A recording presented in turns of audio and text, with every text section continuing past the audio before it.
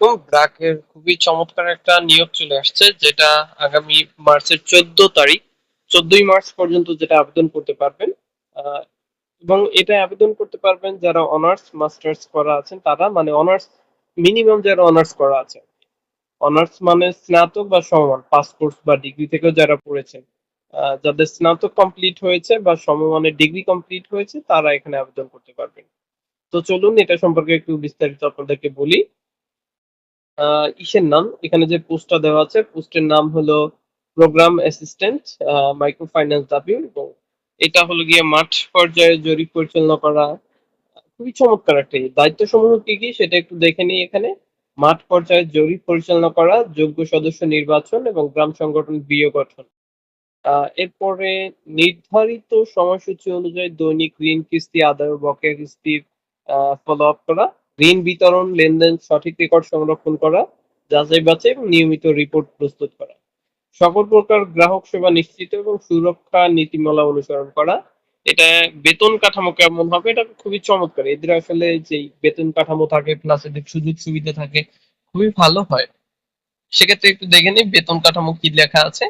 স্নাতক সমমান ডিগ্রি পাশ সম্পন্ন প্রার্থীদের জন্য বেতন নির্ধারিত করা হবে 16,000 টাকা, এবং স্নাতকোত্তর যারা মাস্টার্স বা সমমান ডিগ্রি থাকবে তাদের জন্য আসলে বেতন 3,000 টাকা বাড়িয়ে 19,000 টাকা আর কি।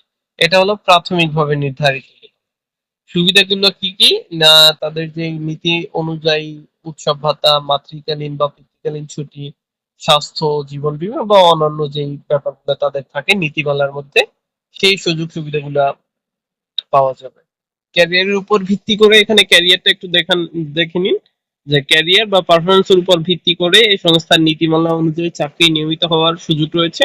চাকরি নিয়মিতকরণের পরে যাদের স্নাতক বা সমমান ক্ষেত্র, যাদের প্রাথমিক বেতন হবে 16,000, তাদের নিয়মিত হওয়ার পরে তাদের বেতন হবে 26,104 টাকা, এবং যাদের স্নাতক উত্তর থাকবে তাদের 19,000 টাকা থেকে বেড়ে তাদের হবে 32,287 টাকা। এছাড়াও provident fund, gratuity, incentive, performance bonus, best award, motorcycle ভাতা, যাতায়াত ভাতা সংস্থার নীতি অন্যান্য সুযোগ সুবিধা প্রদান করা। শিক্ষাগত যোগ্যতা আসলে কিভাবে কি সেটা একটু দেখে নেওয়া যেতে পারে।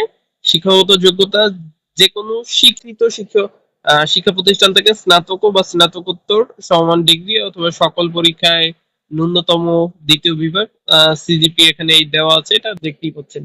স্নাতক বা স্নাতকোত্তর দুই ক্ষেত্রেই কি হবে, উভয় ক্ষেত্রেই তারা আবেদন করতে পারবে। চাকরি পাওয়ার ক্ষেত্রে কোনো ব্যক্তিগত প্রার্থীর যোগাযোগ আহ, অযোগ্যতা হিসেবে বিবেচিত করা হবে, মানে কোন রেফারেন্স টেফারেন্স ইত্যাদি হবে না।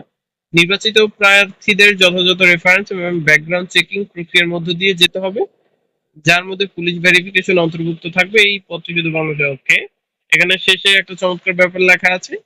আগ্রহী প্রার্থী আগামী 14ই মার্চ তারিখের মধ্যে carriers dot BRAC dot net অথবা বিডি জবস এর মাধ্যমে আবেদন করতে পারবেন।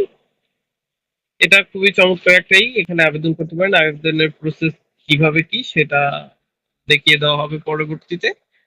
এটা খুবই চমৎকারী, যারা ব্র্যাকের কি করতে চান তারা এটা অ্যাপ্লাই করতে পারেন। Thank you so much. আমাদের পরবর্তী জব সার্কুলার ভিডিওগুলো দেখতে আমাদের সঙ্গেই থাকুন, একটা লাইক দিন এবং সাবস্ক্রাইব করে সাথেই থাকুন।